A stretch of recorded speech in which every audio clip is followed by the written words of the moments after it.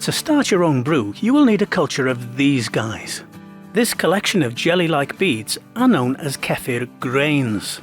This class of substance is what's known as a SCOBY, which stands for symbiotic culture of bacterias and yeasts.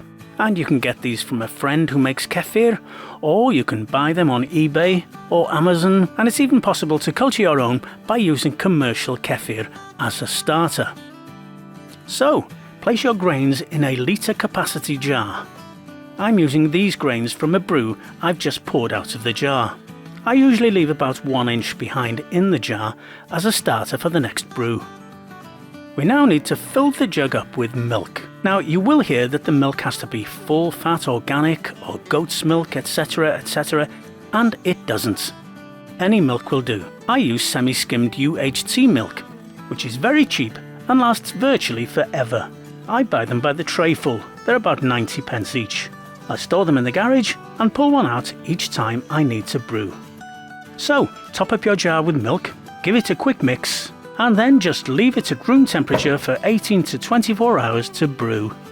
Oh, and if you have a screw lid on the jar, just crack it open because this stuff does fizz as it brews.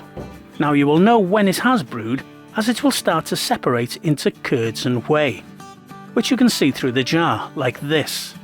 Now once you see this, pop the jar in the fridge to stop the brewing and store the kefir until you're ready to process it. When you are ready to process it, take it from the fridge and give it a quick mix. And watch the fizziness doesn't squirt it out of the jar. Yes, this is a fizzy drink. Pour it into a large jug and leave an inch or so in the bottom of the jar to start your next brew with, as I did earlier. Now this is where my method differs to the others. The traditional method is to get a sieve or a filter, and then you have to filter off the grains of solid kefir, and you give them away or throw them away and drink the liquid.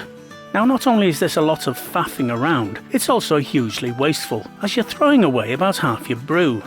So instead, I just convert the solid kefir into liquid kefir with one of these. A handheld blender. Not only does this let you keep all of your brew, it also produces a lovely thick creamy drink. When it's whizzed, just store it in a container of your choice. I use this old juice carton, and keep it in the fridge to consume whenever you want. And from here, it's simply a case of rinse and repeat, brewing your next batch as you consume this one.